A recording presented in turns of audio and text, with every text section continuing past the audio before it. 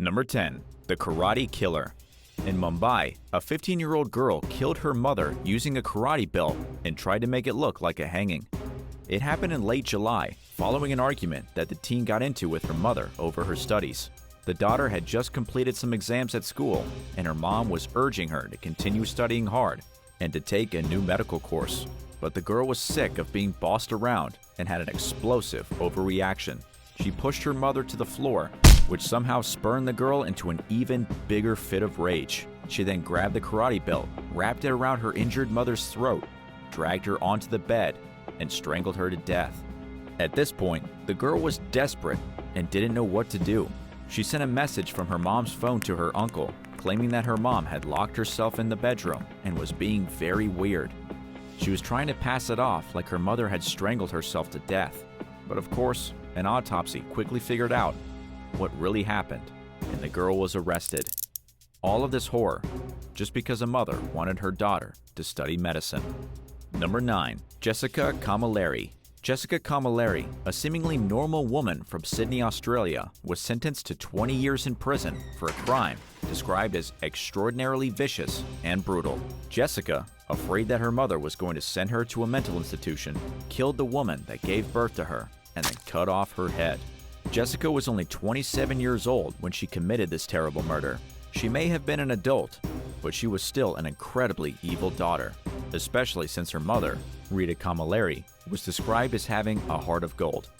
Rita's friends said she always put others before herself, including her murderous daughter. Jessica's charge was reduced down to manslaughter after her lawyers argued that she was impaired at the time of the killing by a whole slew of different mental disorders. These include, but are not limited to, autism spectrum disorder, intermittent explosive disorder, and an intellectual disability. But if you really want to know what happened that day, be prepared for some serious violence. According to what was said in court, the crime involved 7 separate knives, 4 of them broken during Jessica's insane stabbing spree, which the judge called entirely spontaneous. The mutilation, meaning the removal of the head, may have been inspired by Jessica's morbid fascination with horror movies. Number 8. The Twilight Killer. Liz Edwards begged her daughter, who was just 14 years old, to dump her evil boyfriend before he ruined her life forever.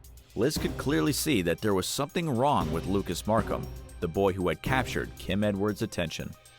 But being just a young girl, Kim never heeded her mother's advice. In fact, she went fully over to the dark side. Kim and Lucas crept up to where her mother slept one night and stabbed the 49-year-old woman to death. To make things even more horrific, and to give you nightmares tonight when you try to sleep, they then snuck into Kim's sister's room. Together, the demented teenagers stabbed 13-year-old Katie Edwards to death in her bed. The couple were dubbed the Twilight Killers by media in the UK because after they finished murdering their victims, they ate ice cream and sat down to watch the Twilight movies. They are now the youngest couple ever convicted of a double murder in the United Kingdom. They were handed down 17-year sentences each. But really, is 17 years enough to cleanse an evil soul? Number 7. Isabella Guzman. Isabella Guzman was only 18 years old when she stabbed her mom to death in Aurora, Colorado. In 2013, Isabella pleaded not guilty because she was insane. The plea was accepted, and Isabella was sent to the Colorado Mental Health Institute in Pueblo, but in 2020, she began a very serious effort to get herself released. This is a pretty prickly issue. It's true that Isabella is on medication and that her sanity has been somewhat restored through the last 7 years at the Mental Health Institute. But at the same time, people are worried that someone capable of something so evil could be released back onto the streets just because they're in a better mental state than they were before. The truth of the matter here is that Isabella Guzman stabbed her mother, Yoon Hee Moy, 79 times in the face and neck. 79 times. Her stepfather found Isabella standing over the dead and bloody body of Yoon Hee Moy with a knife in her hand. Isabella then ran away and was arrested the next day. During the court proceedings, it came out that Isabella suffered from schizophrenia and delusions. She didn't think that her mother was her real mother, but a stranger named Cecilia. She also thought by killing the mysterious Cecilia stranger, she would be saving the world. Maybe in the end, she wasn't evil at all and was just completely insane. Either way, Isabella says she's ready to rejoin society. What do you think? Should she be allowed to walk the streets as a free woman again? Number 6. Sierra Halseth. A teen couple has been charged with murdering a man in Las Vegas. The teenage girl, just 16, and her 18-year-old boyfriend were arrested in Salt Lake City and are being extradited back to Nevada to face the charges. The couple, Sierra Halseth and Aaron Guerrero, killed Daniel Halseth and then burned his body in his own garage before running away. Daniel was Sierra's father, but he didn't approve of the relationship she was having with her older boyfriend. Daniel had even reached out to the parents of Aaron Guerrero, who agreed that the teens should not be dating each other. Each was forbidden to see the other, but we all know how that turned out. Investigators believe the original plan was to rob their parents and then run off to Los Angeles together, but something went wrong at the Halseth house. Investigators found a huge burn area in the living room, as well as pools of blood. They also discovered a chainsaw and a handsaw, both covered in blood and human tissue, suggesting that the teens had tried to cut up the body to dispose of it, but they either couldn't figure it out or got too grossed out by all the blood. Finally, they resorted to burning the body in the garage instead. What do you think should have been the punishment for this kind of evil crime? Let us know your judgments in the comments, and don't forget to hit subscribe if you haven't already. Number 5. Heather Mack. Heather Mack is the sick and evil woman who just spent 7 years in a Bali jail for participating in the murder of her mother. She was originally jailed in 2015 along with her boyfriend for killing her mother and then stuffing her dead body into a suitcase. This was a pretty high-profile murder case. These weren't just a few greasy backpackers who got drunk and murdered somebody. Heather belonged to a very wealthy family, with her father being a jazz and classical composer and her mother being a Chicago socialite. They lived in the best and most upscale Chicago suburb. You don't really expect these rich people to commit murder and stuff a human body into a suitcase. According to what Heather told the New York Post, her anger towards her mom all started when her father died in 2006 in Greece. The three of them had been vacationing near Athens when her dad passed away, but instead of going home to do proper mourning or to have a funeral, Heather's mother insisted that they just continue on their vacation like nothing ever happened. Then in 2014, Heather started dating a guy named Tommy, 3 years older and an unemployed aspiring rapper. Things went downhill from there. Heather started skipping school. She started stealing her mother's credit card, and she soon dropped out of high school altogether and got pregnant. Her mom had taken her on vacation to Bali in hopes of persuading her to have an abortion. But this got Heather and Tommy so mad that they teamed up, beat the woman to death, stuffed her corpse into a suitcase, and were busted just a few hours later. Number 4. YUVIKA Reddy. YUVIKA Reddy was a pretty bad daughter. She actually killed her mother because she wanted to marry her own stepfather. And no, this isn't a story from some backwater town in the deep south. It's from India. According to local police investigators, YUVIKA and her mother's second husband had fallen in love with each other. They wanted to get married, so together, they hatched a conspiracy to get rid of the woman standing between them. It helped that the woman in this case was extremely rich. Archana Reddy was wealthy enough that if she had been taken out discreetly, the money she left behind could have afforded her daughter and her husband a lavish life for at least the next decade. But the lovebirds made some serious mistakes. They couldn't help themselves and eventually got caught by Archana, who immediately filed a case against her husband and threatened to cut her daughter from all and any inheritance. This caused the couple to panic. They acted quickly and without any discretion, but of course, they didn't do the murder themselves. They hired a gang of men to drag Archana Reddy out of her car in the middle of the night and then beat her to death on the side of the street. The police cracked the case though, arresting all 7 people involved in the beating, as well as the vindictive daughter and the cheating husband. Number 3. Swimming with dolphins.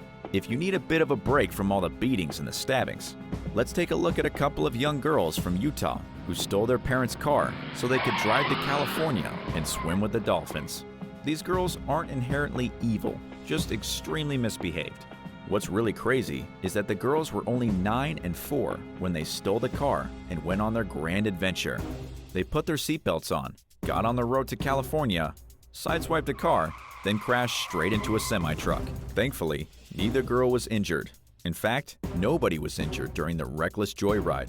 The 2 girls stole the keys to the family Malibu, snuck out of the basement, and managed to get 10 miles along Utah's Route 201 expressway before finally crashing into the semi-truck.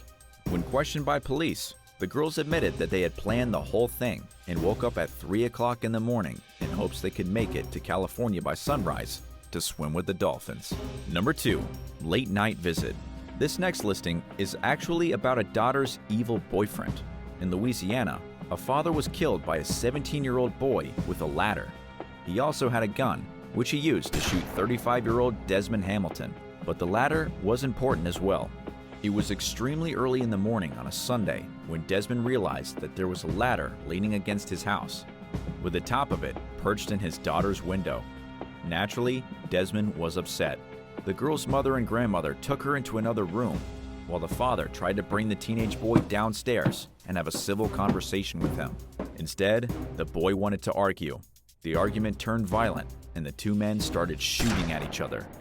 Not only was the 17-year-old armed and dangerous, so too was the father. Authorities have no idea which one shot first, but Desmond ended up being the one taken to the hospital and pronounced dead. The teenager was also injured, but he's expected to make a full recovery.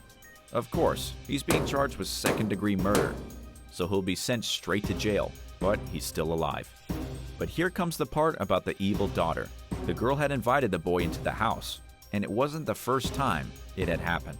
According to the Zachary Police Department, this was an ongoing issue with the daughter inviting the boy into the house over and over again. Even though she didn't technically kill her father, her sneaking the boy in with the ladder repeatedly and against the wishes of her family is what led to the shooting. And number 1, ERICKA Nicole McDonald. In Houston, Texas, a 29-year-old woman broke into her mother's house through a window and then attacked her with a knife. Her name is ERICKA Nicole McDonald, and she's one of the worst daughters ever. At about 9 o'clock at night, ERICKA snuck onto her mother's property on Willow Place Drive, smashed the window, crawled into the house, and then stabbed 51-year-old Terry Mendoza, as well as her 63-year-old aunt, who just so happens to be at the wrong place at the wrong time. According to local police, ERICKA's motive came from an argument the two had gotten into prior to the attack. She was angry enough to stab her mother to death. Although in her defense, she did try performing CPR for a few moments before getting freaked out and running away. But she must have known that she wasn't going to get away with what happened, and she turned up later to the apartment and gave herself up to the investigators. Her mother died from the stab wounds at the hospital, while her aunt required surgery for 6 deep punctures that she suffered during the altercation. Relatives had actually tried to get officers to apprehend ERICKA before things went bad. Not only was she a rather evil daughter, she was also a pretty bad mother. The police responded to a welfare call just 6 hours before the attack, in which they threatened to charge ERICKA with child endangerment. ERICKA was so mad that, well, she stabbed her mom for getting police involved in her business. Who do you think is the evilest daughter in history? Let us know in the comments, and thanks so much for watching. Remember to hit that subscribe button if you haven't already, and come back soon for more great videos. See you next time.